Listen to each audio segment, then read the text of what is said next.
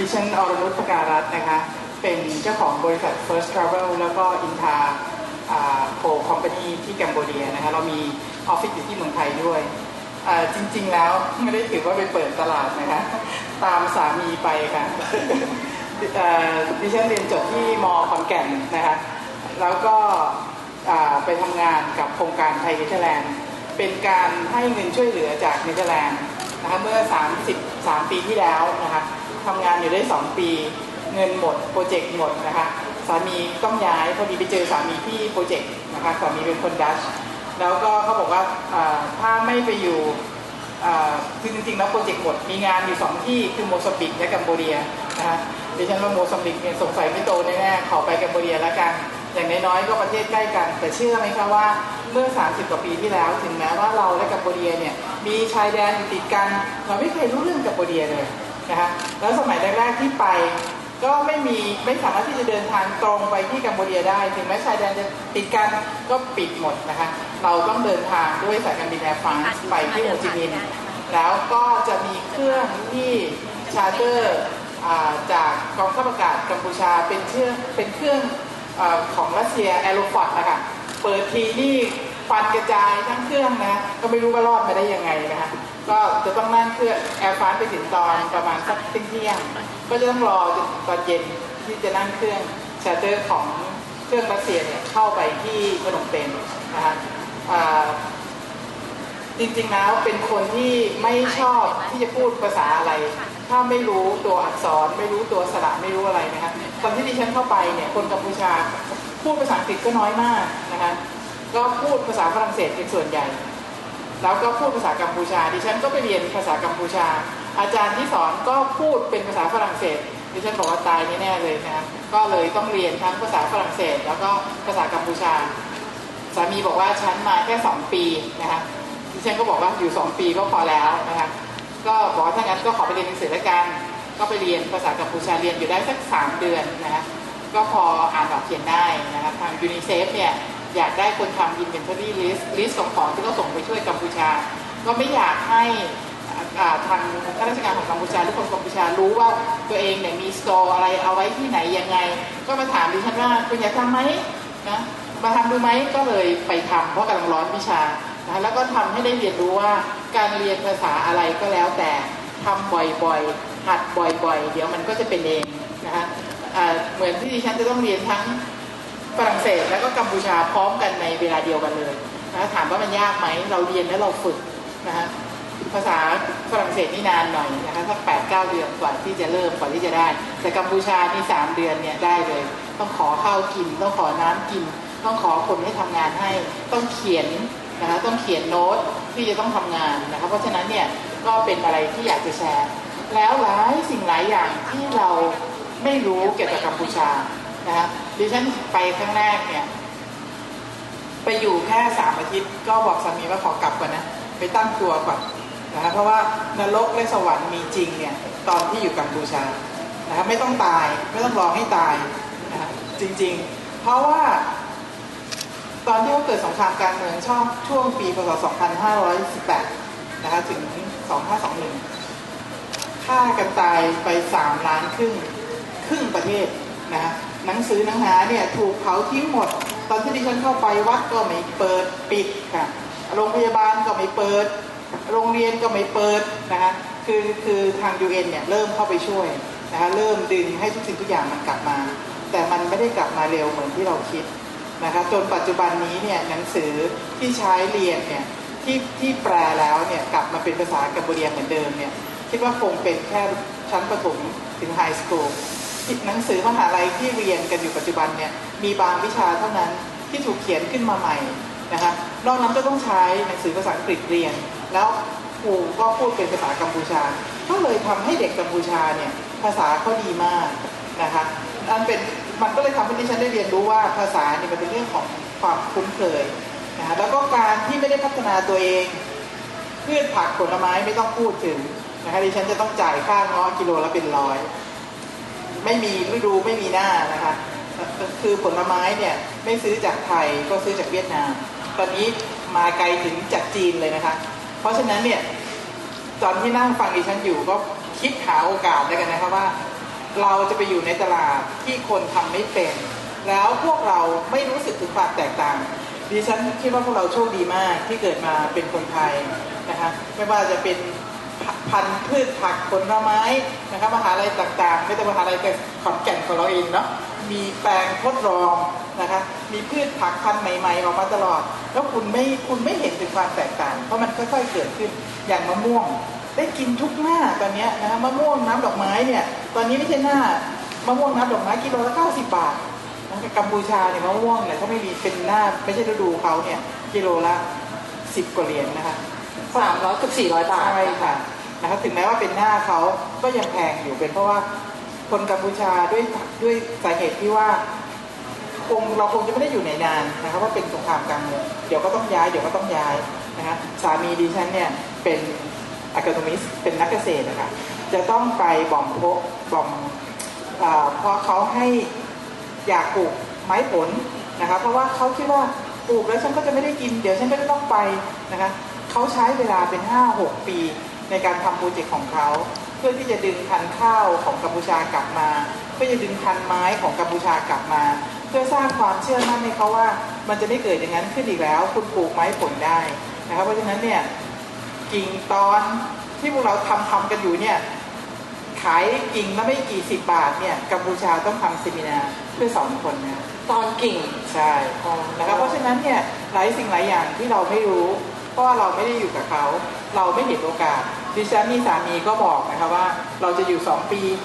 ดิฉันบอกว่าถ้าจะอยู่2 ปีจริงเนี่ยดิฉันก็จะแค่เรียนหนังสือแล้วก็ทำงานพาร์ทไทม์เพื่อที่จะได้ฝึกภาษาอังกฤษและภาษาฝรั่งเศสที่เรียนมานะคะดิฉันก็ทำงานให้ยูนิเซฟบ้าง UNHCR บ้างแล้วก็ติดต่อแอร์ฟรานซ์นะคะเพื่อที่จะให้คนของ UN มาขึ้นเครื่องแล้วก็ไปกรุงเทพไปเอาของจาก ICRC หรือไปเจนีวาไปไหนก็แล้วแต่ที่มีสำนักงาน UN อยู่นะคะก็ไม่เคยคิดว่างานต่างๆเหล่านั้นที่เราทำมันจะกลายมาเป็นอาชีพของดิฉันในปัจจุบันนะคะเพราะว่าแอร์ฟรานซ์เนี่ยอยากเปิดออฟฟิศหลังจากเกิดสงครามหาใครมาทำก็ไม่ได้นะคะเขาก็ถามดิฉันซึ่งเป็นผู้ประสานงานอยู่ว่าอยากทำไหมนะคะดิฉันบอกว่าถ้าจ้างฉันเหมือน expat จ้างฉันเหมือนชาวต่างประเทศดิฉันจะทำเขาก็บอกว่าคุณถือพาสปอร์ตอะไรดิฉันบอกว่าดิฉันถือพาสปอร์ตดัชเขาก็เลยบอกถ้างั้นจ้างเป็นคนต่างชาติได้นะครับดิฉันก็เลยทำงานให้แอร์ฟรานซ์อยู่เกือบ 7-8 ปีนะครับจากที่ก็เห็นโอกาสในการจะทำธุรกิจจากตอนที่ทำอยู่ที่แอร์ฟรานซ์นะครับว่าคนถ้าเห็นโอกาสแล้วอยู่ใกล้ๆกับโอกาสเนี่ยนะคะเราก็จะจับมันได้ง่ายนะคะแต่ซึ่งบอกว่าอยากให้ไปดูนะคะอยากให้ไปดูที่กัมพูชาเนี่ยแล้วเดี๋ยวนี้นะคะกระทรวงพาณิชย์ของไทยเนี่ยเขามีหน่วยงานใน10 ประเทศของอาเซียนเนี่ยกระทรวงพาณิชย์ไทยและท่านทูตไทยเนี่ยจะมีสำนักงานเล็กๆนะคะติดอยู่กับสำนักงานของทูตพาณิชย์ของไทยในทุกประเทศยกเว้นบรูไนนะคะว่าจะมีคนที่มาคอยช่วยเหลือให้คำตอบให้การสนับสนุนธุรกิจของพวกเรานะคะชื่อศูนย์อะไรนะคะ AEC ค่ะอ๋อเป็นศูนย์ AEC เลยที่อยู่กับหน่วยงานของทูตพาณิชย์เลยที่กัมพูชานี่นะคะพอดีดิฉันเป็นรองประธานผู้ประกอบการธุรกิจไทยนะคะเราก็จะมีสำนักงานของสมาคมเนี่ยอยู่ติดกับสำนักงานของ EEC เลยสำนักงานของเขาใหญ่กว่าสำนักงานดิฉันอีกนะคะมีเครื่องแฟกซ์มีคอมพิวเตอร์2 ตัวมีห้องรับแขกนะคะเราสามารถไปใช้ได้มันมาจากเงินภาษีของพวกเรานะคะต้องไปใช้นะคะบอกสิทธิประโยชน์เรียบร้อยเลยครับใช่ค่ะใช่แล้วอย่างนี้มาดามตุ๋ยเมื่อ30 ปีที่แล้วครับจนถึงปัจจุบันอยากให้มาดามตุ๋ยช่วยเล่าให้ฟังหน่อยว่าปัจจุบันตลาดในประเทศกัมพูชามีความแตกต่างกันยังไงบ้างเมื่อก่อน30 ปีมาดามตุ๋ยเล่ามันดูหดหูมากแต่ปัจจุบันไม่ใช่แล้วพอฟังตอนหดหูนะคะเดี๋ยวมาฟังตอนโอกาสกันลองคือจริงๆแล้วเราก็จะชอบฟังข่าวก็จะได้ยินแต่สิ่งที่มันไม่ดีแล้วเราก็จะกลัวนะคะแต่อีกมุมหนึ่งที่ดีๆเนี่ยหลายสิ่งหลายอย่างที่ดีๆในชีวิตที่บางครั้งเราไม่ได้ยินก็อาจจะไม่มีบุญหรือไม่ได้แสวงหามันนะคะกัมพูชาเนี่ยถ้าถามดิฉันเนี่ยนะคะดิฉันจะไม่มีวันนี้ถ้าไม่ได้ไปอยู่ที่กัมพูชา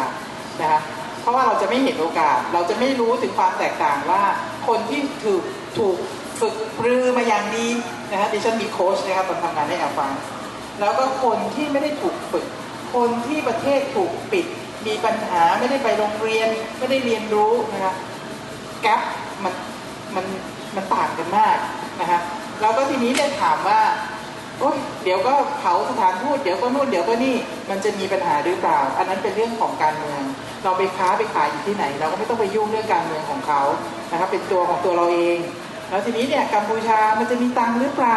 เห็นมีแต่ขอทานเต็มไปหมดนะคะดูชายแดนก็มีแต่เด็กขอทานมีแต่เด็กยกของนะคะกัมพูชาเนี่ยเขามีสมบัติของชาตินะคะที่เป็น1 ใน 7 สิ่งมหัศจรรย์ของโลกคนจะต้องไปดูคนจะต้องไปเห็นมันทำให้กัมพูชามีนักท่องเที่ยวนะคะที่เป็นระดับที่มีตังค์ใช้จ่ายใช่ไหมคะพอนักท่องเที่ยวเอาตังค์มาใช้จ่ายเนี่ยเขาก็จะมีตังค์มาใช้จ่ายซื้อของพวกเรานะคะเพราะฉะนั้นเนี่ยเงินสะพัดเนื่องจากการท่องเที่ยวในกัมพูชามีเยอะมากแล้วก็มีพวกเศรษฐีใหม่นะคะเพราะว่ากัมพูชาเนี่ยเขายังมีสิทธิพิเศษทางการค้าถ้าใครไปผลิตสินค้าอะไรในประเทศกัมพูชาถ้าส่งไปขายประเทศต่างๆเนี่ยนะคะไม่ต้องเสียภาษีนำเข้าไม่ต้องมีโควต้านะคะมันก็ทำให้บริษัทยักษ์ใหญ่หลายๆบริษัทไปเปิดบริษัทในกัมพูชาไปเปิดโรงงานในกัมพูชาก็จะมีเศรษฐีใหม่ที่เกิดมาจากการขายที่ให้คนทำโรงแรมให้คนทำโรงงานนะคะพวกนี้เนี่ยมีตังค์แล้วอาจารย์นิ่มไปทำรีเสิร์ชมาแล้วใช่ไหมคะพฤติกรรมการบริโภคของชาวกัมพูชาสุขนิยมสุดๆนะลูกน้องดิฉันก็จะเป็นเหมือนกันไม่เคยวางแผนที่จะใช้เงินเลยฉันได้เงินเดือนมาเท่านี้ฉันจะต้องเก็บเท่านี้ไม่มีเก็บค่ะมีเท่าไหร่ใช้ไม่หมดสุขวันนั้นแล้วพอนะคะเพราะฉะนั้นเนี่ยคุณลองคิดดูว่าพฤติกรรมแบบนี้ของเขาเนี่ยสินค้าของคุณจะขายได้หรือไม่นะคะแต่ว่าก็ไม่ใช่ว่าทุกอย่างจะขายได้นะคะเพราะว่ามันก็มีคู่แข่งอยู่เหมือนกันแต่ว่าเมื่อก่อนเนี่ยไม่มีคู่แข่งบริษัทดิฉันเนี่ยเปิดเป็นบริษัทท่องเที่ยวอันดับแรกๆของกัมพูชาเลยนะคะทำตั๋วไอเอต้าขายอะไรก็ได้ขายทำอะไรก็ได้ทำเมื่อก่อนนี้ฉันทำร้านอาหารด้วยนะคะเพิ่งหยุดไปเมื่อ 5-6 ปีเพราะว่ามันเริ่มมีคู่แข่งมาเยอะๆแล้วเราให้คนอื่นเช่าร้านก็ได้ราคามากกว่าที่เราจะไปทำนะคะเพราะฉะนั้นเนี่ยเราก็ต้องมาศึกษาตลาดกันแต่ธุรกิจร้านอาหารเนี่ยถึงแม้ว่าดิฉันจะเลิกแล้วก็ยังสนับสนุนนะครับเพราะว่ามันทำกำไรเยอะแล้วก็ได้เงินสดทุกวันนะคะคนกัมพูชาทำก๋วยเตี๋ยวยังไม่เป็นเลยนะคะเพราะฉะนั้นเนี่ยหลายสิ่งหลายอย่างนะถามว่าคนไทยทำอะไรได้ไหมในกัมพูชาทำได้อีกเยอะเราจะขายกิ่งพันธุ์จะขายต้นกล้าจะขายอะไรยังมีอีกเยอะที่พวกเราจะทำเพราะว่าบ้านเมืองอยู่ติดกันอากาศเหมือนกันอะไรหลายสิ่งหลายอย่างเหมือนกันนะคะเดี๋ยวอาจารย์นี่เลยจะไม่ได้พูดเลยที่พูดแจ้งพูดไปหมดฟังแล้วเพลินฟังทุกครั้งก็เพลินนะคะอาจารย์ประเสริฐคะเราถามเรื่องโอกาสบ้างดีไหมคะเพราะว่าเมื่อกี้เนี่ยข่มขู่ผู้ฟังด้วยการที่บอกว่าโอ้โหมันน่ากลัวเห็นนรกและสวรรค์ทีเดียวเห็นนรกไปแล้วนะคะเมื่อสักครู่นี้มาดามตุ๋ยบอกว่านรกเป็นแบบนี้นะเอาสวรรค์บ้างดีกว่าเอาแบบดาวรุ่งนะคะมีดาวรุ่งอะไรไหมบางคนมีหลายท่านไม่รู้มาทานหรือเปล่านะเป็นร้านอาหารเป็นร้านอาหารต่างชาติเป็นร้านอาหารเป็นคนไทยนะแต่เป็นร้านอาหารเก่าแก่ชื่อดังขายสเต็กดังมากนะคะบอกว่าอยากจะไปกัมพูชาเมื่อวานนี้มีบางคนบอกว่าไปขายก๋วยเตี๋ยวได้ไหมคะคนนึงบอกอยากขายทำร้านไฮโซอีกคนนึงบอกเอาก๋วยเตี๋ยวได้ไหมอย่างเงี้ยหรือไปทำอะไรอย่างอื่นที่มนุษย์มองว่าจะเป็นดาวรุ่งนะคะจริงๆแล้วไม่ได้ให้รายละเอียดว่านรกสวรรค์นั้นเป็นยังไงตอนที่ยังไม่ตายวันแรกที่ท่านพอพจน์เข้ามากวาดต้อนคนออกไปข้างนอกเนี่ยนะคะมีคนตายเป็น100,000 คนเลยแล้วก็จะต้องทิ้งบ้านตัวเองไปทำไร่ไปทำนาขากลับเข้ามาอยากได้บ้านตัวเองก็ไม่ได้นะคะเพราะว่านายทหารเวียดนามนายทหารกัมพูชาเอาหมดตัวเองก็ไม่มีสิทธิ์นะคะเพราะฉะนั้นเนี่ยเห็นบ้านตัวเองก็ได้แค่เห็นอยากกลับไปอยู่คิดถึงบรรยากาศเก่าๆนะครับมีในแฟมิลี่มี12 คนอาจจะเหลือกลับมา3 คน 4 คนนะคะนั่นคือนรกนะคะคือยังไม่ต้องตายเห็นละนะคะทีนี้สวรรค์ก็คือเหมือนที่บอกกัมพูชาเนี่ยมีแหล่งท่องเที่ยวมหัศจรรย์ของโลกที่เป็นที่ทำเงินให้เขานะคะแล้วถามว่าการจะเข้าไปทำธุรกิจเนี่ยไปทำก๋วยเตี๋ยวได้ไหมเมื่อ4 เดือนที่แล้วก๋วยเตี๋ยวเรือฮิตที่กัมพูชาแล้วคนกัมพูชาเนี่ยสาเหตุที่ว่าเขาใช้ภาษาอังกฤษเก่งมากนะคะเขาก็จะเล่น Facebook เนี่ยทำให้การเลือกตั้งของกัมพูชาที่ผ่านมานะคะจริงๆแล้วคิดว่าฝ่ายค้านชนะด้วยซ้ำไปนะคะทีนี้ Facebook กับก๋วยเตี๋ยวเรือ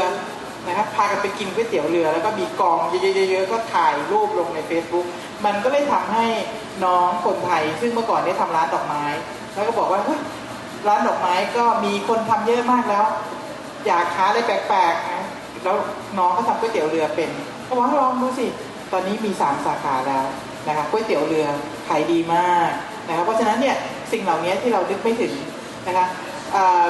ดิฉันเห็นเวลาพาลูกน้องมาทำงานที่กรุงเทพเนี่ยเขาชอบทานก๋วยเตี๋ยวแบบไทยอ่ะเพราะว่าคนกัมพูชาทานหวา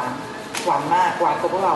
นะคะดิฉันว่าพวกเราทานอาหารหวานแล้วกัมพูชาทานหวานกว่าแล้วมาเจอเครื่องพวงอ่ะมีน้ำตาลถั่วคั่วพริกป่นชอบนะคะดิฉันยังบอกเลยนะ เติม ว่า น้ำตาลได้เต็มที่เลยนะ ใช่ก๋วยเตี๋ยวเนี่ยน่าจะเวิร์กกับทุกก๋วยเตี๋ยวนะคะแต่ว่าจะต้องมาดูเรื่องฐานของราคาว่าจะสู้ก๋วยเตี๋ยวเวียดนามได้ไหมแต่ว่าก๋วยเตี๋ยวที่กัมพูชานะคะแม้แต่กินที่ตลาดก็ถ้วยละเหรียญหนึ่งละนะคะเพราะฉะนั้นเนี่ยมันไม่น่าที่จะมีอะไรจะเป็นปัญหาแล้วคือเราจะต้องรู้ว่าตลาดต้องการอะไรแล้วเขาชอบไม่ชอบเป็นสิ่งที่สำคัญมากๆนะคะว่าเขาชอบรสไหนแบบไหนนะคะก็ทีนี้เนี่ยก็เราก็มีเรื่องคุยกันนะคะมีบริษัทยักษ์ใหญ่ของพวกเราเนี่ยไปขายแบรนด์ขายแฟรนไชส์ให้ข้าวขาหมูนะคะไม่บอกแล้วกันว่าเป็นของใครเขาก็ไปซื้อมาเขาก็มาบอกพวกเราว่าเนี่ยนะเขาจะขายข้าวขาหมูให้ดังระเบิดเถิดไปเลยดิฉันกับท่านทูตพาณิชย์ก็ได้แต่อมยิ้มนะคะเพราะว่าคนกัมพูชาไม่ชอบทานข้าวขาหมูนะคะเห็นไหมคะเกร็ดเล็กๆน้อยๆเนี่ยเราจะต้องรู้แต่คนกัมพูชาชอบทานข้าวมันไก่นะคะเพราะฉะนั้นเนี่ยหลายสิ่งหลายอย่างเนี่ยนะคะหน้าที่ของ AEC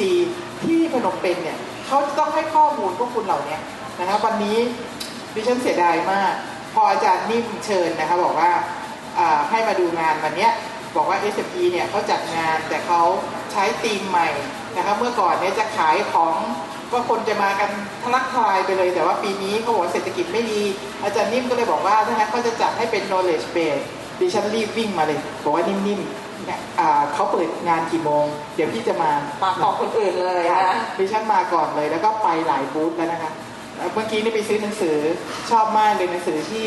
SME นะคะเขามีหนังสือที่ดีๆขายแล้วเขาลดราคามากกว่า 50%เมื่อกี้นี้ซื้อมา10 กว่าเล่มนะคะสิ่งเหล่านี้เนี่ยมันสะท้อนให้ดิฉันเห็นว่าเมื่อไหร่ที่เราจัดงานเซมินาที่เป็นวิชาการเนี่ยพวกเราจะไม่ชอบมาฟังนะคะจะไม่มาสนใจคุณไม่เรียนรู้คุณไม่สนใจแล้วคุณจะได้อะไรน่าเสียดายมากงานแบบนี้เป็นกัมพูชาเดี๋ยวคงแทบเหยียบกันตายเลยนะครับเพราะว่าอยากมาฟังอยากมาเรียนรู้การที่เขาอยู่ในภาวะสงครามมานานเนี่ยพอเขาเปิดตัวออกมาเนี่ยเขาอยากจะถีบตัวเองให้ไปให้ไกลๆสิ่งเหล่านี้พวกเราคนไทยจะต้องระวังนะคะแล้วก็ทุกครั้งที่อาจารย์นิ่มหรือกระทรวงพาณิชย์ก็ดีเชิญดิฉันมาพูดเนี่ยไม่ว่าจะยุ่งขนาดไหนก็อยากมาเพราะว่าอยากให้ท่านได้ความรู้อยากให้ท่านได้เห็นภาพจริงๆของแคนเบเดียนะคะแล้วก็ทุกที่ไม่ต้องไปถึงกัมพูชาค่ะอยู่เมืองไทยก็เหมือนกันมันมีทั้งสิ่งที่ดีๆและสิ่งที่ไม่ดีเราจะต้องเรียนรู้แล้วก็กระตือรือร้นที่จะหาความรู้ใส่ตัวเองอยู่ตลอดเวลาถามอาจารย์นิ่ม11 โมงนะอาจารย์นิ่มงานเปิดกี่โมงคะเนี่ยไม่เห็นคนเลยนะคะน่าเสียดายและดิฉันก็เชื่อว่าทุกคนที่นั่งฟังดิฉันอยู่ในวันนี้เป็นผู้ที่อยากรู้เป็นผู้ที่แสวงหาแล้วก็ดิฉันอยากจะอวยพรให้พวกคุณทุกคนที่ได้มาฟังดิฉันพูดในวันนี้ให้ประสบผลสำเร็จในสิ่งที่คุณคิดและคุณอยากจะทำนะคะดิฉันไปดูมา8 บูธนะคะดิฉันช่วยซื้อของเอาไป4 บูธนะคะเพราะว่าในกัมพูชาเนี่ยหาไม่ได้แล้วคนไทยเนี่ยเก่งนะคะแต่เรามองไม่เห็นเพราะว่าเราไม่ได้ออกไปอยู่ข้างนอกเหมือนดิฉันนะคะคนไทยเนี่ยเก่งหลายอย่างดิฉันนี่ประทับใจเรื่องผลไม้รากไม้ของบ้านเราสุดๆไม่รู้ว่าจะประทับใจขนาดไหนเพราะอยู่กัมพูชาซื้อทานแพงมากแล้วก็ไม่ได้ทานอร่อยอย่างเงี้ยเรานะคะซื้อผลไม้ทานก็ถูกนะคะหนังสือมีให้เลือกเป็นล้านอย่างที่กัมพูชาเนี่ยไม่ใช่นะคะเพราะฉะนั้นเนี่ยหลายสิ่งหลายอย่างก็อยากจะฝากนะคะว่าโอกาสมันมีเยอะเมื่อกี้ฟังมาดามตุ๋ยอาหารดูแล้วน่าจะไปได้เช่นเดียวกันในนี่กันจะต้องดูอะค่ะเราจะไปที่ไหนเนี่ยนะคะไม่ใช่มาฟังดิฉันแล้วก็ติดปีกบินไปเลยทำไม่ได้ก็จะมาว่าดิฉันอีกนะคะคู่แข่งเนี่ยมันมีอยู่ทุกตลาดนะคะแล้วก็จริงๆแล้วเมื่ออาทิตย์ที่แล้วทางธนาคารไทยพาณิชย์นะคะเขาก็จัดแบบนี้ค่ะแต่เขาจัดในโรงหนังนะคะเท่มากตอนแรกดิฉันก็ยังงงอยู่ตายละพอจัดงานสัมมนาในโรงหนังเนี่ยสงสัยจะต้องรีบไปละเผื่อไฟมืดแล้วเดี๋ยวมองบันไดไม่เห็นก็แก่แล้วเนาะนะคะแต่ว่าที่เขาจัดออกมาก็ดีมากไปเจอน้องคนหนึ่งนะคะปกติ ก็เวลาไปพูดก็จะเจอคนที่มาร่วมเซมินาร์อย่างเงี้ยนะคะน้องคนเนี้ยทำถุงหิ้วขายพม่า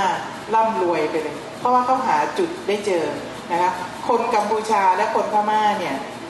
เวลาไปซื้ออาหารจากร้านอาหารเนี่ยใส่ถุงหิ้วให้นะคะไม่มีถุงพลาสติกแล้วมาใส่ถุงหิ้วเหมือนเราอีกนะคะใส่ถุงหิ้วเลยค่ะน้องคนนี้ก็เขา very smart เลยนะก็ไปผลิตถุงหิ้วแล้วก็การันตีว่า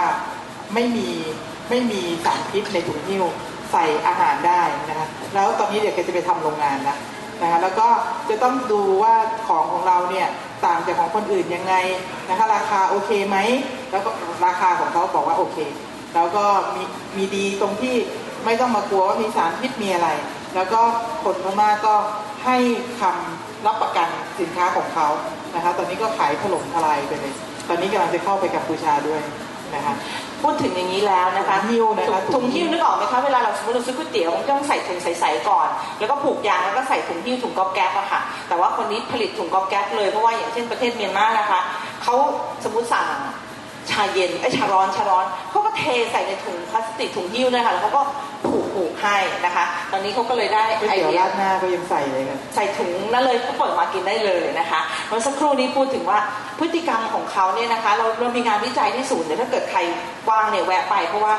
คุณอรนุชหรือมาดามตุ๋ยของเรานะคะจะอยู่ให้คำปรึกษา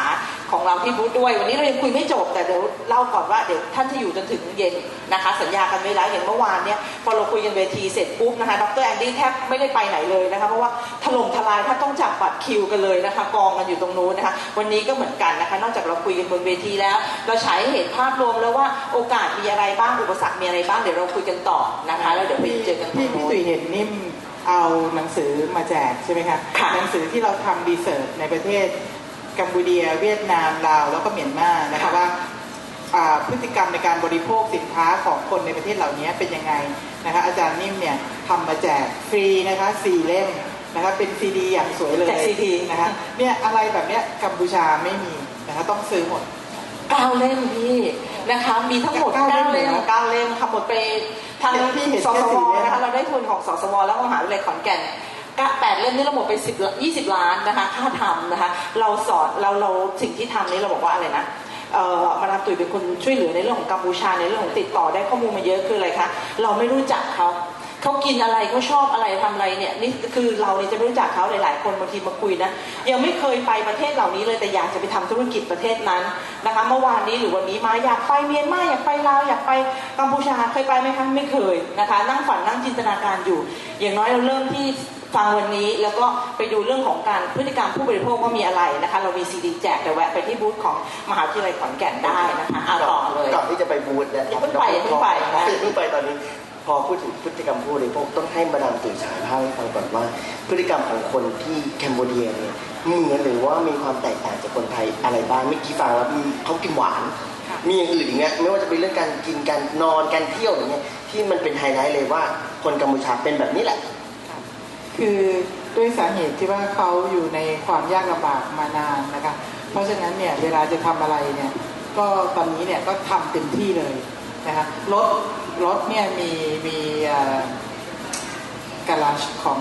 โรลส์รอยซ์นะคะมีที่ขายรถนะคะมีที่ขายรถแบบยี่ห้อดังๆอะไรอย่างเงี้ยนะคะมันเป็นอะไรที่เรานึกไม่ถึงใช่ไหมคะแล้วก็เขาจะทานหวาน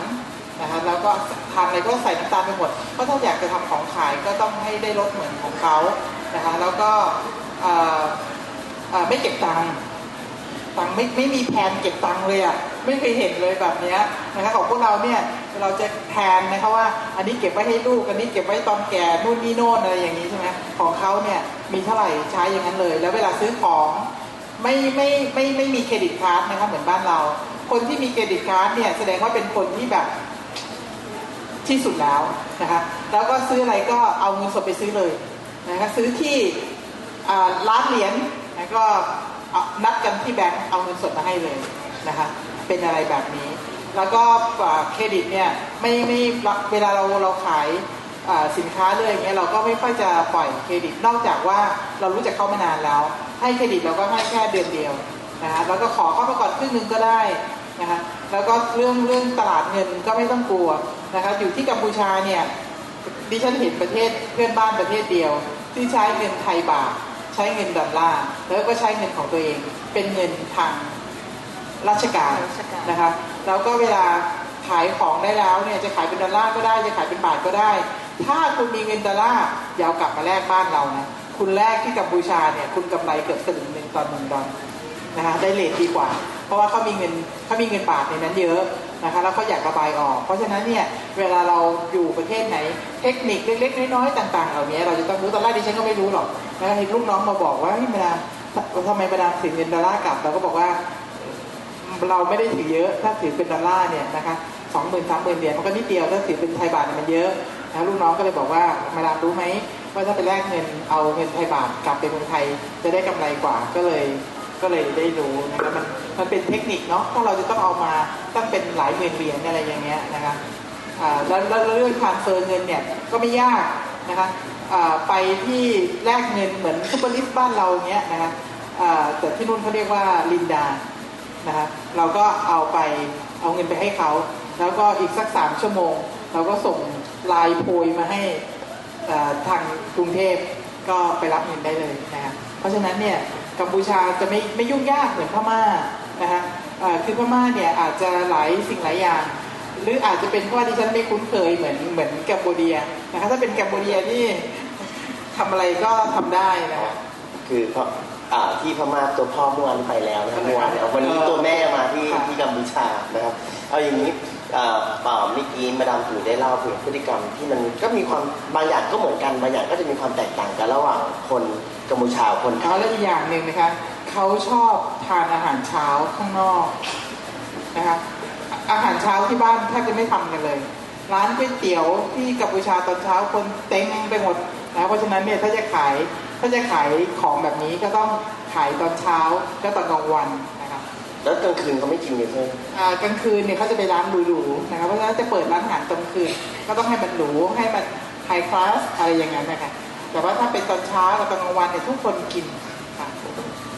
เขาเสริมสวยไหมฮะเขาแบบว่าอยากหน้าขาวสวยเด้งอะไรเงี้ยพฤติกรรมการเสริมสวยสุดๆค่ะคนเวียดนามกับคนกัมพูชาเนี่ยเรื่องความสวยความงามนี่นะคะแบบสุดๆมากกว่าคนไทยนะครับผิวต้องสวยผิวต้องเนียนมีมากกว่าคนไทยด้วยเหรอคะมากกว่าคนไทยที่กัมพูชาใช่ไหมใช่ค่ะแล้วเรื่องเกี่ยวกับพวกธุรกิจทางด้านเกี่ยวกับรถยนต์เนี่ยไปได้ดีเนี่ยไม่ว่าจะเป็นร้านซ่อมรถอะไรล้างรถอะไรที่มันเป็นพวกเทคนิคพวกอะไรอย่างเงี้ยนะคะก็จะทำได้ดีแต่ว่าเราก็จะต้องดูว่าเราสู้ตลาดของบ้านเขาได้หรือเปล่าเห็นบิ๊กฟิกไปเปิดนะคะบิ๊กฟิกไปเปิดพร้อมกับอีออนเนี่ยก็เห็นเขาส่งของไปเยอะนะก็แสดงว่าไปได้ดีนะคะพอจะเห็นภาพราคาแล้วอย่างกรณีมาดามตุ๋ยจะแนะนำได้ไหมว่าถ้าสมมติในกรณี SME เนเจอร์ของ SME เนี่ยทุนก็น้อยเทคโนโลยีก็ไม่มีเครือข่ายก็ไม่ค่อยแน่นจะไปกัมพูชาเนี่ยต้องไปได้เนี่ยแล้วไปยังไงแล้วจะเริ่มต้นจากตรงไหนถ้าเมื่อไหร่ที่คุณคิดว่าคุณไม่ได้คุณก็จะไม่ได้ทั้งชีวิตจำไว้นะคะเมื่อไหร่เราคิดว่าเราไม่ได้เราจะไม่ได้ทั้งชีวิตตอนที่ดิฉันคิดจะเปิดบริษัทเองเนี่ยดิฉันก็มาปรึกษาสามีมาปรึกษาญาติทุกคนหัวเราะบอกว่าเธอบ้าหรือเปล่าแล้วจะพาครอบครัวจริงหรือเปล่าเนี่ยไม่เคยทำที่บ้านไม่เคยมีใครทำธุรกิจแต่ช่วงที่ดิฉันทำงานให้แอร์ฟรานซ์อยู่7 ปีเนี่ยนะครับทั้งถูกโค้ชทั้งถูกสอนนะคะดิฉันทำเงินให้แอร์ฟรานซ์ทุกเดือนเพราะฉะนั้นเนี่ยดิฉันก็คิดว่าเทคนิคและวิธีการที่ดิฉันทำให้แอร์ฟรานซ์อยู่เนี่ยดิฉันสามารถที่จะมาแอพพลายใช้กับธุรกิจของตัวเองได้เราต้องมีความเชื่อมั่นของเราเองเราต้องมีความเชื่อมั่นในผลิตภัณฑ์ของเราเองเราไม่มีความเชื่อมั่นเราจะไปขายให้คนอื่นได้ยังไงเราจะต้องไม่คิดว่าชั้นเล็กชั้นน้อยชั้นใหญ่เราจะต้องเอามันทิ้งไปเลยนะคะเราจะต้องมาหาแล้วว่าถ้าฉันอยากจะเอาสินค้าตัวนี้ออกเนี่ยเราต้องมาศึกษาวิธีการนะถ้าเรายังไม่สามารถที่จะไปได้ด้วยตัวเองไปดูที่บอร์เดอร์ก่อนไหมนะคะเคยไปดูหรือยังไม่ว่าจะเป็นปอยเป็ดไม่ว่าจะเป็นเกาะกงไม่ว่าจะเป็นช่องจอมช่องชะงำนะคะตอนที่ดิฉันเรียนหนังสือนะคะอาจารย์มาจากออสเตรเลียบอกว่าถ้าเธออยากรวยให้เธอไปอยู่เมืองที่มันเป็นบอร์เดอร์เพราะว่าเมืองแถวนั้นมันจะแอคทีฟดิฉันไม่เคยเชื่อเลยเมื่อก่อนแต่ว่าตอนที่มาทำธุรกิจของตัวเองเนี่ยดิฉันเห็นแล้วว่ามันจริงก็เราทุนน้อยก็ยังไม่ต้องไปถึงตรงนั้นก็ได้ก็ต้องไปดูตรงบอร์เดอร์ซะก่อนเขาขายอะไรนะคะคุณไปดูเลยถ้าบอร์เดอร์ตรงไหนถ้าชายแดนที่ติดต่อไทยกัมพูชาตรงไหนเนี่ยหรือแม้แต่ลาวก็เหมือนกัน เขามีร้านแมคโครบิ๊กซีโลตัสคุณไปดูเลยวันเสาร์วันอาทิตย์เนี่ยดิฉันคิดว่าเขาทำงานเทกระจาดทำบุญเทกระจาดคนกัมพูชาคนลาวแห่มาซื้อของนะดิฉันเป็นคนอุดรนะคะวันเสาร์วันอาทิตย์เนี่ยพวกห้างใหญ่ๆในอุดรเนี่ยเต็มหมดนะคะคนลาวเข้ามาบริโภคพี่จะเปิดร้านขายอาหารญี่ปุ่นนะคะโอชินปีหน้าเราจะเปิดจริงๆแล้วเราจะเปิดตอนปีใหม่นะคะแต่ว่าเราทำร้านไม่ทันมีเพื่อนมาชวนดิฉันไปเลยนะคะเพราะดิฉันเชื่อว่าไม่ว่าจะเป็นพวกคนต่างชาติที่อยู่ในเวียงจันทร์แล้วก็คนข้าราชการลาวก็คงจะมีตังค์เหมือนข้าราชการกัมพูชานี่แหละเงินใต้โต๊ะมันเยอะดีเขามีเงินใช้คุณไม่ต้องไปห่วงเขานะคะเพราะฉะนั้นเนี่ยหลายสิ่งหลายอย่างได้อย่างหนึ่งเหมือนที่บอกคนลาวแล้วก็คนกัมพูชาเนี่ยเขาไม่ได้มีมหาลัยเกษตรที่ประสบผลสำเร็จเหมือนแม่โจ้เหมือนเชียงใหม่เหมือนขอนแก่นนะคะแล้วก็จริงๆแล้วดิฉันทำสวนด้วยนะคะที่อุดรเราขายกิ่งตอนเราขายกิ่งพันธุ์เราขายแบบไม่ได้มาขายผลผลิตอ่ะเราต้องคิดต่างแล้วเราต้องทำต่างนะคะแล้วไม่ต้องไปอยู่ถึงกัมพูชาไม่ต้องไปอยู่ถึงลาวนะคะอยู่เมืองไทยเนี่ยก็มีหลายสิ่งหลายอย่างที่ถ้าเราตั้งใจจริงเราอยากทำมันจริงๆเมื่อไหร่เราตั้งใจจริงเราอยากทำมันจริงๆเราเชื่อมั่นกับมันทำอะไรก็ทำได้นะคะแล้วก็ไม่ต้องกลัวด้วยแล้วจริงๆแล้วเนี่ยเมื่อ2 ปีที่แล้วเนี่ยประเทศไทยเนี่ยสามารถบอกให้ใครที่มีรถอยู่ที่กัมพูชาไม่ว่าจะเป็นคนกัมพูชาหรือคนไทยก็ขับรถของตัวเองกลับมาบ้านได้นะคะดิฉันกับสามีเนี่ยก็เป็นจอมเที่ยวอยู่แล้วด้วยบางทริปเนี่ยเรามีเวลา 4-5 วันเนาะเราก็ไม่ต้องนั่งเครื่องมาเราก็นั่งขับรถมาก็เปลี่ยนกันขับผัวขับเมียขับนะคะเราก็จะเห็นข้างทางบางทีเราก็จะมาทางปอยเป็ดบางทีเราก็จะมาทางเกาะกงนะคะก็เห็นมีพวกร้านที่ขายผลไม้แห้งร้านที่ขายต้นกล้าแต่จริงๆแล้วต้นกล้าและเมล็ดพันธุ์เนี่ยรัฐบาลเราห้ามค้าขายนะแต่ก็ไม่เป็นไรนะเขาใส่หลังรถไปก็ไม่มีใครเห็นหรอกใช่ไหมคะมันเป็นธุรกิจอ่ะใช่ไหมคะก็จะเห็นคนกัมพูชาเนี่ยมาซื้อกิ่งพันธุ์นะคะมาซื้อผลไม้แห้งนะครับแล้วเสาร์อาทิตย์เนี่ยเหมือนที่บอกอ่ะนะคะตามชายแดนเนี่ยคนเยอะแยะไปหมดอยากให้ไปดูแล้วก็ดิฉันก็เห็นพอเห็นแบบนั้นเนี่ยดิฉันยังคุยกับแฟนเลยว่าร้านขายกิ่งตอนเนี่ยมันอยู่ฝั่งเนี้ยมันผิดที่ผิดทางนะอาจจะขายให้ได้แต่คนไทยถ้าอยากจะขายเนี่ยต้องอยู่ฝั่งที่เขาขับรถกลับอะไรอย่างเงี้ยนะคะเกร็ดเล็กเกร็ดน้อยเหล่านี้นะคะมันเป็นสิ่งที่สำคัญที่จะทำให้คนแวะจอดแวะซื้อแล้วเขาซื้ออะไรเขากินอะไรคนกัมพูชาอีกอย่างหนึ่งลืมบอกเขาไม่กินลำไยเรานะเขาบอกว่าลำไยเราไม่อร่อยแห้งแล้วก็ไม่หวานในกัมพูชาเนี่ยเขาชอบทานลำไยเม็ดโตน้ำเยอะแล้วก็กลิ่นแรงแล้วก็หวานนะครับเพราะฉะนั้นเนี่ยถ้าเราอยากจะขายของให้เขาเราก็ต้องรู้ว่าเขาชอบอะไรนะคะแล้วกินยังไงนะเม็ดโตนี่เม็ดข้างในดำๆโตหรือว่าลูกโตๆเนี่ยเม็ดแบบลูกข้างในดำโตอ๋อเหรอคะแบบที่เราไม่กินอยู่แล้วเราต้องที่เราเยอะๆแล้วเนื้อเยอะๆแล้วแห้งๆเนี่ยกัมพูชาไม่กินเราต้องเนื้อแห้งของเขาต้องเนื้อเละๆเม็ดโตๆใช่เห็นไหมครับสิ่งเหล่านี้เนี่ยคุณจะต้องอยู่ใกล้ชิดเขาแล้วก็คุณจะรู้เมื่อกี้ได้มีน้องคนหนึ่งที่บอกว่าจะขายลูกชิ้นใช่ไหมคะแล้วก็จะส่งไปจากเมืองไทยลูกชิ้นเนี่ยเขาก็ทำไม่อร่อยเลยนะคะแล้วตอนนี้เนี่ยเหมือนที่บอกก๋วยเตี๋ยวเนี่ยเป็นอะไรท็อปฮิตคุณขายลูกชิ้นเนี่ยรวยแน่แล้วก็ไม่ต้องหาโรงงานเล็กๆนะแล้วก็ไปทำในนู้นเลยเขานี่คือหมายถึงคนในกัมพูชาทำไม่อร่อยคนกัมพูชาทำไม่อร่อยเมื่อกี้เนี่ยที่บูธเราค่ะมีน้องที่บอกว่าอยากจะไปทำลูกชิ้นอันนี้พี่ตุ๋ยสนับสนุนเลยให้เป็นหุ้นด้วยก็จะทำนะคะเพราะว่ารู้ว่าจะขายได้ดีแน่ๆแล้วเส้นก๋วยเตี๋ยวนะคะเส้นก๋วยเตี๋ยวเขาเส้นเล็กโอเคนะคะแต่ว่าเส้นใหญ่ไม่โอเคเพราะที่ฉันมีร้านเนี่ยก็ต้องถือเส้นใหญ่เข้าไปจากเมืองไทยไข่ถั่วงอกไหมคะเดี๋ยวนี่จะได้ไปขายถั่วงอกนะคะขายถั่วงอกเนี่ยเคยบอกไปแล้วว่าที่ปอยเป็ดเนี่ยส่งเข้าเป็นรถบรรทุกเลยนะคะแพ็คเสร็จเรียบร้อยนะคะแม้แต่ถั่วงอกคุณยังขายได้โอเคแล้วอย่างนี้กรณีมัน SE มีความมั่นใจในผลิตภัณฑ์แล้วจะเริ่มต้นคำแนะนำจากที่ผมฟังก็เหมือนเราเริ่มต้นสำรวจตลาดก่อนว่ามีความมีจริตยังไงเหมาะกับผลิตภัณฑ์ของเราหรือไม่มอขอนแก่นทำไปแล้วไม่ใช่เลยครับอันนี้เรามีแจกที่บูธนะครับเกี่ยวกับพวกการกินอยู่การใช้พวกเซลล์ปีต่างๆแล้วอย่างนี้ในกรณีที่เขาเริ่มมีความมั่นใจว่าเขาอยากจะไปเปิดตลาดหรืออยากจะนำสินค้าไปขายเนี่ย พวกการจับคู่ธุรกิจหรือการสร้างเน็ตเวิร์กมันจะเริ่มยังไงครับมาดามตุยดูไงว่าอันไหนของจริงอันไหนของปลอมที่อยู่ที่นี่ คือจริงๆแล้วดิฉันเห็นหลายบริษัท SME บ้านเราได้เกิด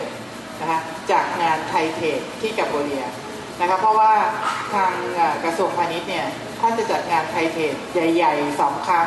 ที่กัมพูชาแล้วก็จะออกบูธอย่างเงี้ยค่ะก็จะออกบูธอย่างเงี้ยทีละ300-400 บูธเลยนะคะคุณก็ไปออกบูธเพราะว่าทางกระทรวงพาณิชย์จ่ายให้คุณครึ่งหนึ่งละแล้วก็เขาก็ทำงานโฆษณาแล้วก็จะมีเวทีให้อย่างเงี้ยนะคะทำเหมือนกันเลยนะคะมันเป็นการเปิดตัวที่คุณไม่ต้องไปเสียค่าใช้จ่ายมากมายในการที่จะไปเรียกลูกค้า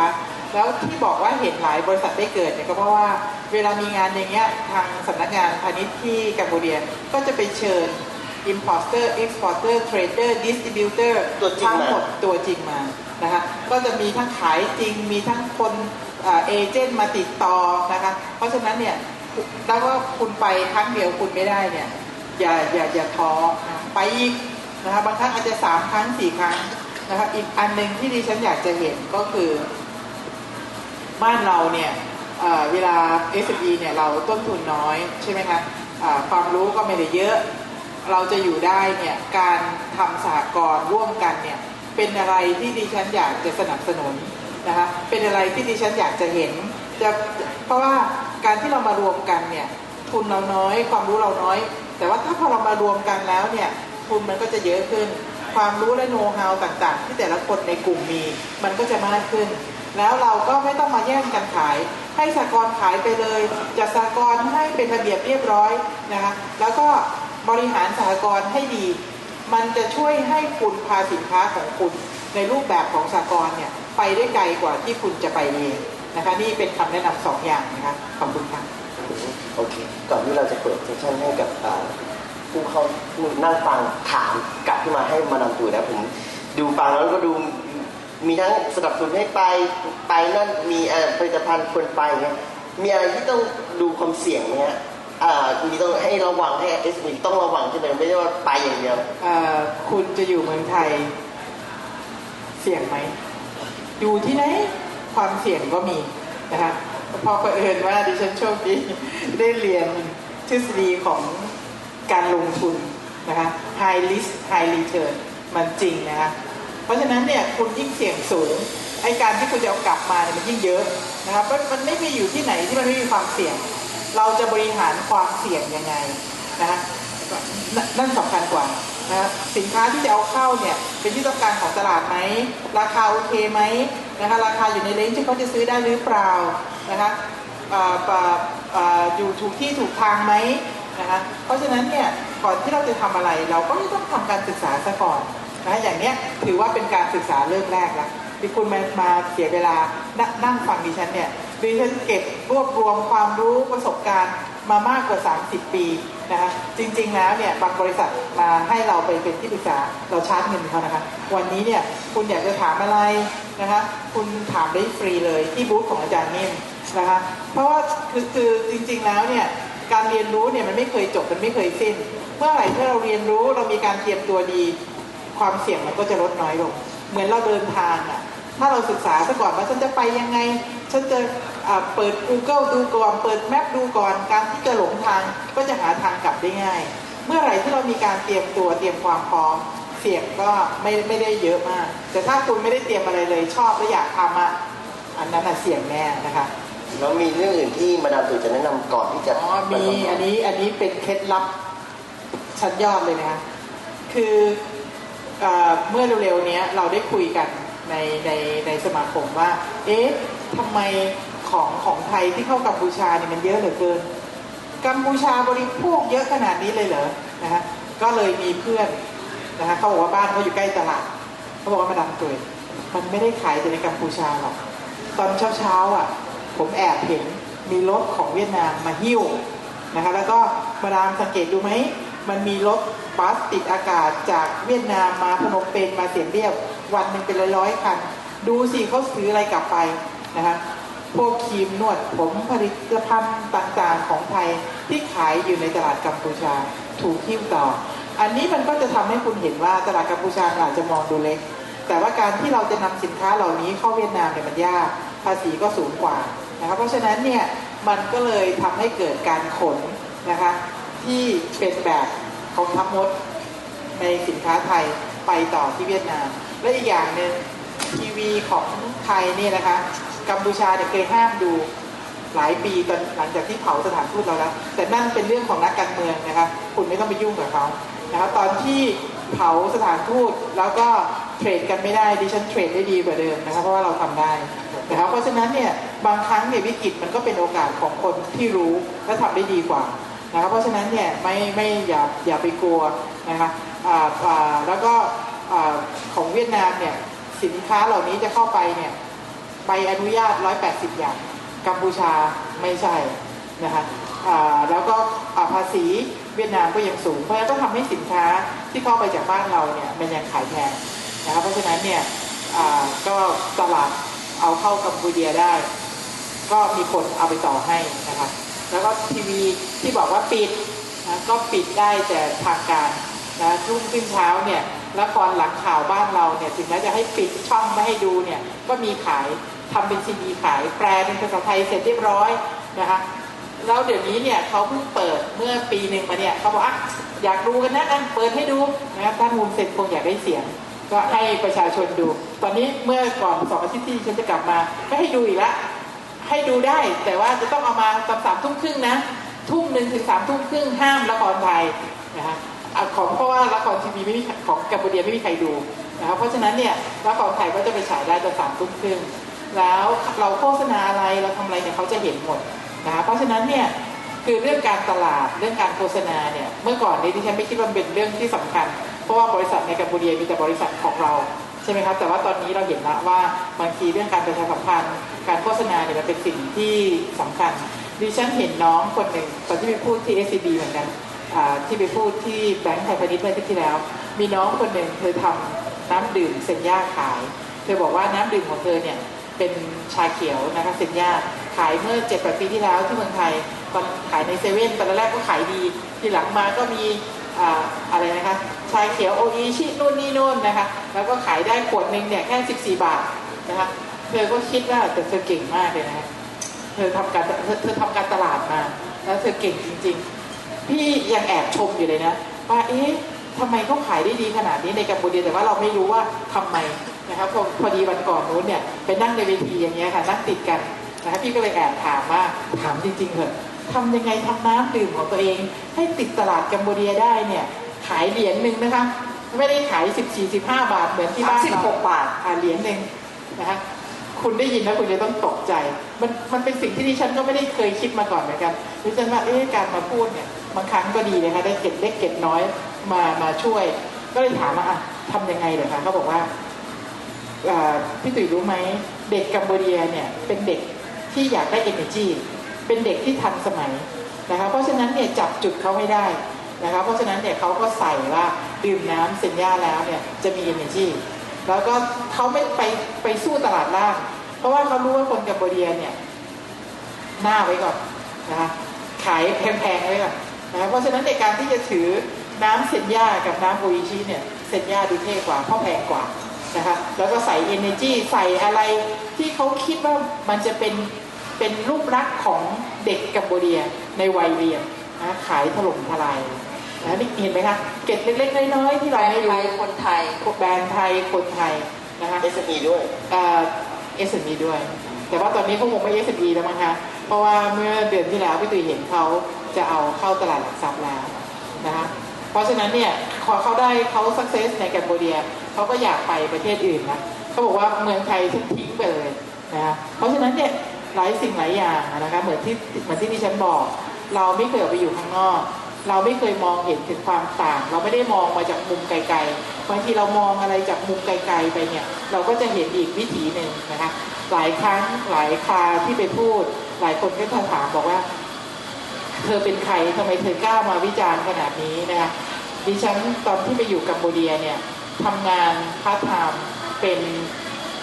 คอนซัลท์ให้ ADB นะคะในโครงการ GMS ในตอนที่จะเปิดบอร์เดอร์ของประเทศทั้ง6ก็ต้องเดินทางไปประเทศเหล่านี้บ่อยมากก็ไปเห็นว่าเขาล้าหลังเราประเทศมีปัญหาพัฒนาไม่ได้ นะคะเราถึงแม้ว่าจะเล่นกีฬาสีเหลืองสีแดงกันอยู่หลายปีนะคะเราก็ไม่ได้ปิดประเทศใช่ไหมคะเพราะฉะนั้นเนี่ยหลายสิ่งหลายอย่างที่เรามีดีๆเนี่ยเราต้องภูมิใจแล้วดิฉันก็จะเล่าให้พวกคุณได้เห็นว่าการที่เราได้ออกไปเห็นแล้วเนี่ยเรารู้สึกรักประเทศชาติขึ้นอีก100 เท่าพันเท่านะคะถึงแม้ว่าจะทะเลาะกันบ้างเล่นกีฬาสีกันบ้างแต่ว่าเราก็ไม่ได้ถึงฆ่าฟันกันให้ตายไปครึ่งประเทศนะคะซึ่งทำให้ประเทศเนี่ยขาดการพัฒนาอย่างต่อเนื่องนะคะเพราะฉะนั้นเนี่ยก็อยากจะฝากความหวังเอาไว้ให้กับพวกเราทุกคน